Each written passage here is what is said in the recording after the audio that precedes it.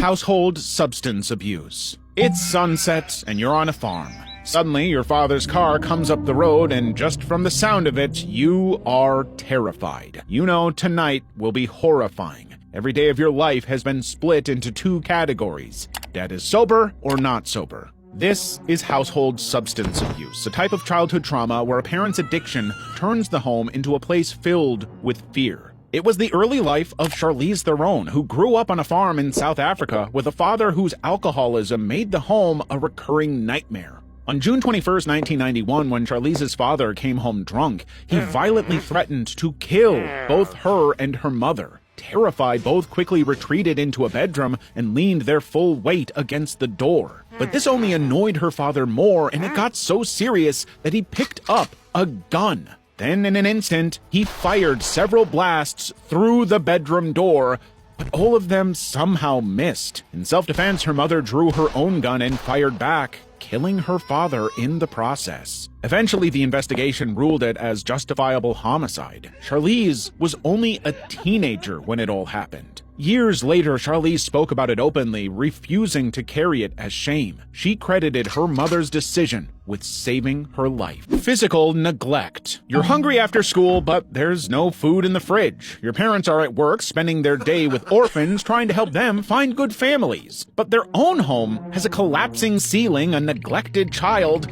and dishes that haven't moved in weeks. This is physical neglect, and ironically, it's a type of childhood trauma where one's own primary caretakers, mainly parents, don't care. And this was Neil Morrissey's early life, who would later become a well-known British actor. He and his brothers grew up with no consistent food, no supervision, and a house that was structurally falling apart. Because of that, they learned how to steal before they even knew how to read. At one point, Neil and his brother even began shoplifting candy just to eat. In 1972, a court appearance for theft finally caused a social services intervention, and what authorities saw was unimaginable. Neil's home was practically unlivable for any human, let alone a child. Eventually, authorities stripped his parents of custody, and he was separated from his brothers and placed in a care home.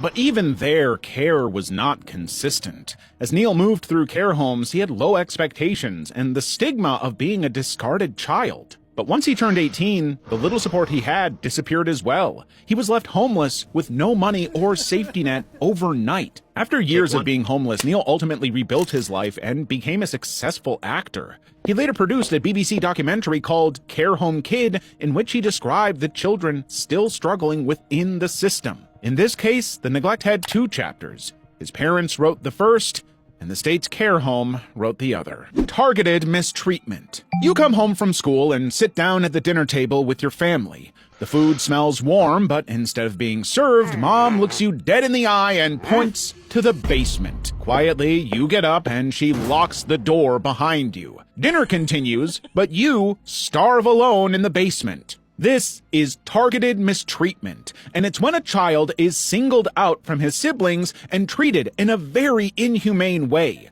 In the Peltzer family, Dave was that target, the second of three sons in Daly City, California. On the outside, it seemed like an ordinary family, but deep down, there was a disturbing truth. You see, Dave's mother, Catherine, was an alcoholic, and it got so bad that something in her changed. She singled Dave out as the bad child while continuing to treat his brothers normally. While the began as verbal isolation, it was only a matter of time before things escalated. In the years that followed, Dave was even denied his own name.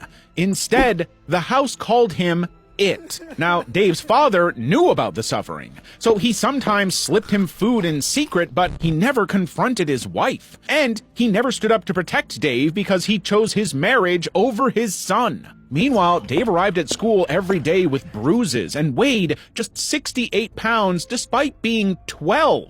Even his teachers noticed, but they said nothing for years. Finally, on March 5th, 1973, a school nurse cataloged Dave's injuries, and the teachers and the principal risked their jobs and called the police. Dave was eventually removed from the home that very day, and his case became one of the most severe instances of in California's history. Fast forward, Dave joined the U.S. Air Force, became a motivational speaker, and wrote a best-selling memoir called A Child Called It. Emotional trauma. While sitting in the living room, your dad walks in and just sits in his chair. He hasn't moved and hasn't said anything yet. However, just by the way he looks at you, you feel sick to your stomach.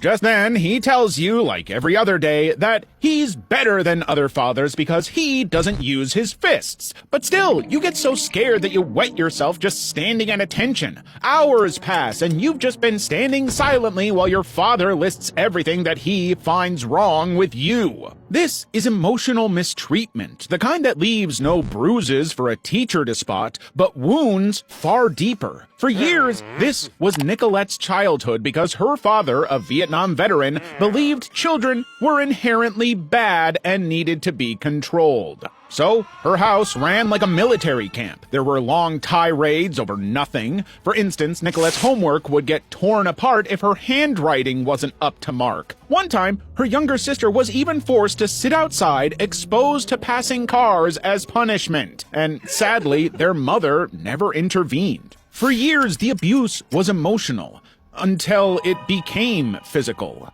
When Nicolette reached her teens, her father banned her school friends and began policing what she wore. He even choked her once over a skirt he considered too short. Eventually, Nicolette ran away from home at just 14. Years later, she shared her story with the NCAN organization, calling it a calculated effort to make her doubt her own reality. According to Nicolette, her father used the absence of bruises as proof that nothing was wrong.